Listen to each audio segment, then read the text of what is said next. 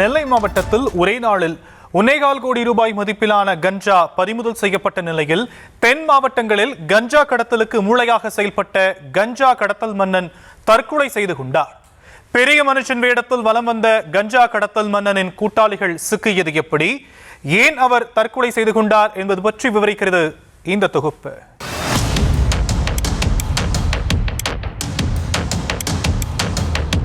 காவல்துறை நடவடிக்கைக்கு பயந்து பூச்சிக்கொல்லி மருந்து குடித்து தற்கொலை செய்து கொண்ட கஞ்சா கடத்தல் மன்னன் தாளையூத்து கலைஞர் பாண்டியன் தான் இவர்.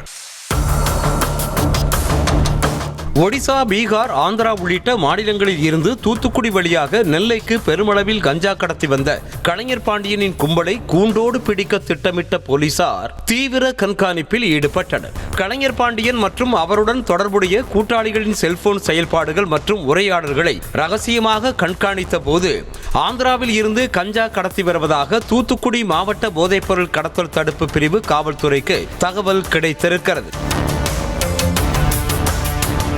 இதனையடுத்து தூத்துக்குடி போலீஸ் டிஎஸ்பி சுரேஷ், ஆய்வாளர் சாவித்ரி ஆகியோர் தலைமையிலான தனிப்படை போலீசார் கடந்த சனிக்கிழமை இரவு தீவிர வாகன சோதனையில் ஈடுபட்டனர். அப்போது நிற்காமல் சென்ற மினி லாரி மற்றும் கேரள பதிவு எண் கொண்ட காரை சினிமா பாணியில் துரத்தி சென்றனர். நெல்லை மதுரை 4 வழிச்சாலையில் பாளையங்கோட்டை பொட்டல் விளக்கு பகுதியில் மினி லாரியை மடக்கி பிடித்த போலீசார் 40 பொட்டலங்களில் இருந்து 80 கிலோ கஞ்சாவை பறிமுதல் செய்ததோடு மினி லாரியை ஓட்டி வந்ததாக கங்கை கொண்டான் பகுதியைச் சேர்ந்த 26 வயதான நிதிஷ்குமார் என்பவனை கைது செய்தனர்.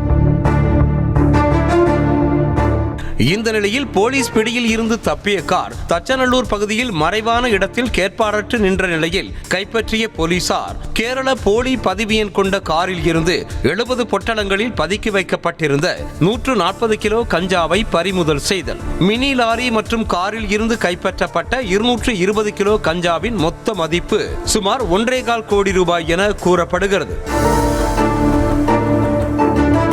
இதற்கிடையே பிடிபட்ட நிதிஷ்குமாரிடம் நடத்திய விசாரணையின் அடிப்படையில் தாளையூத்து ராம்நகரைச் சேர்ந்த 23 வயதான சுரேஷ்குமார் என்பவனை கைது செய்து போலீசார் விசாரணை நடத்தினர். அந்த இருவரிடமும் நடத்தப்பட்ட விசாரணையில் கஞ்சா கடத்தலுக்கு மூளையாக செயல்பட்டது சுரேஷ்குமாரின் தந்தையான கலைஞர் பாண்டியன் என்பது தெரிய வந்தது. மேலும் கலைஞர் பாண்டியனின் சகோதரரான கருப்பசாமி என்பவரின் வங்கி கணக்கு மூலம் ஒடிசாவைச் சேர்ந்த கஞ்சா வியாபாரிகளுக்கு 14,50,000 ரூபாய் அனுப்பி வைத்து கஞ்சா கொள்முதல் செய்திருப்பதும் விசாரணையில் தெரிய வந்தது. இதனையடுத்து கஞ்சா கடத்தலில் தொடர்புடைய கருப்பசாமி, கார் ஓட்டுநர் அஜித், மதன் ஆகியோரை போலீசார் தீவிரமாக தேடி வருகின்றனர்.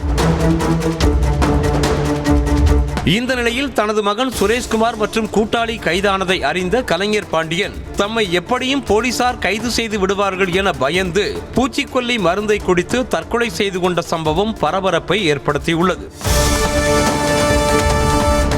தாளையூத்து கங்கை கொண்டான் பகுதியில் செல்வாக்குமிக்க மனிதராக வலம் வந்த கலைஞர் பாண்டியன் ஆரம்பத்தில் ரேஷன் அரிசி கடத்தலில் ஈடுபட்டு வந்ததாக அவர் மீது பல்வேறு வழக்குகள் இருப்பது விசாரணையில் தெரிய வந்தது. மேலும் ஆந்திரா, பீகார், ஒடிசாவுக்கு அரிசியை கடத்தி செல்லும் அவரது ஆட்கள் மூலம் திரும்பி வரும்போது அதே லாரிகளில் உயர் ரக கஞ்சாவை கடத்தி வந்து தென் மாவட்டங்களில் சப்ளை செய்து வந்ததும் தெரிய வந்தது. தென் மாவட்டங்களில் பெரிய அளவில் கஞ்சா சப்ளை செய்த கும்பலை சுற்றி வளைத்திருக்கும் போலீசார் இதன் பின்னணியில் உள்ள நெட்வொர்க் குறித்து தீவிர புலன் விசாரணையில் இறங்கி உள்ளனர்.